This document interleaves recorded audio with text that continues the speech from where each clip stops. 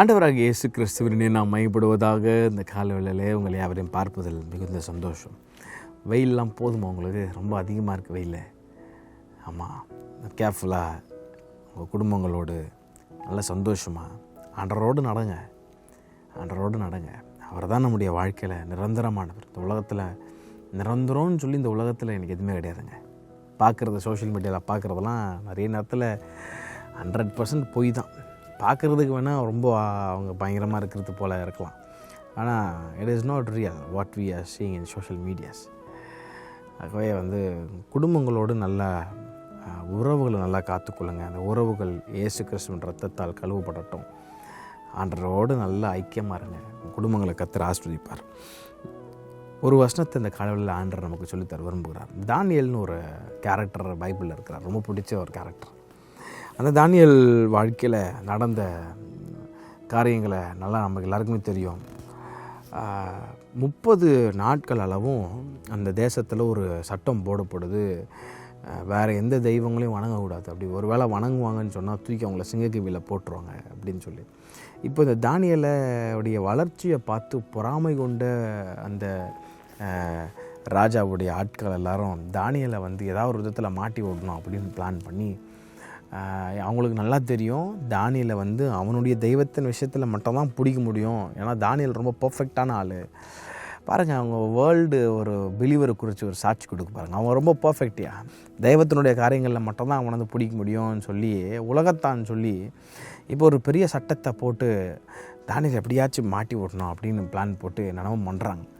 இப்போது இந்த சட்டத்தெல்லாம் தானியேல் படிக்கிறார். தானியேல் 6ஆம் அதிகாரம் 10ஆம் வசனத்தை பார்த்திங்கன்னா, தானியேலோ வென்றால் அந்த பத்திரத்திற்கு கையெழுத்து வைக்கப்பட்டதென்று அறிந்த போதிலும் தன் வீட்டிற்குள்ளே போய் தன் மேல் அறையிலே எருசலேமுக்கு நேராக பலகணிகளை திறந்து இருக்க, ரொம்ப அழகாக ஒரு வசனம் அங்கே அண்டர்லைன் பண்ணப்பட்டிருக்குது.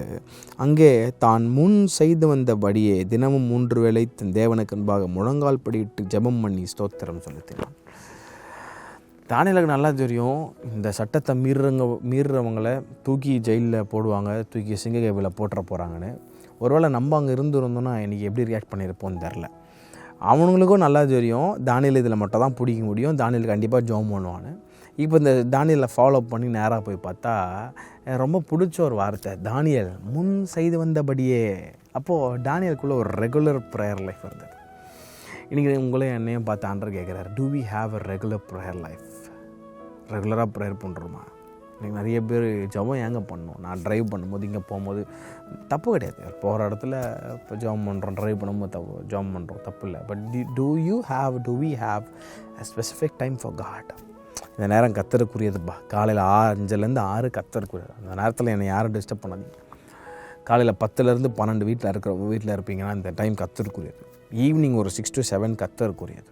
இல்லை 9 to 10 கர்த்தருக்குரியது. அப்படி do we have a specific time? Do we have a regular prayer life? Do we have a regular consistent prayer life? இந்த தானியேல் நமக்கு சொல்லிக் கொடுக்குற ஒரு காரியம், he was a man of prayer. சும்மா என்னைக்கோ ஒரு நாள் பண்ணி அவர் 2 மாதம் கழிச்சு ப்ரேயர் பண்ணுறாள். பைபிள் ரொம்ப அழகாக போட்டிருக்கு. அவன் முன் செய்து வந்தபடியே அப்படின்னா he was a regular man.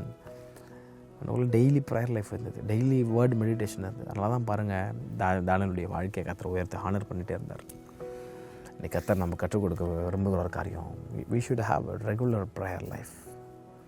எனக்கு ஜெபம் பண்ண தேவையில்லை அப்படிலாம் மெசேஜ்லாம் கேட்காதீங்க. அதனால் நம்ம வாழ்க்கைக்கு ஆசீர்வாதமே கிடையாது. சோலுக்கு கரைப்படுத்தாதீங்க. சோலை கேட்குறதுக்கு நல்லா இருந்தாலும் have a regular prayer life. Daily உட்காருங்க போய் ஆண்டவரோட. அது கொஞ்சம் கொஞ்சமாக ஸ்டார்ட் பண்ணுங்கள். எடுத்தோடனே போய் 2 மணி நேரம் 3 மணி நேரம் யாராலும் ஜெபிக்க முடியாது.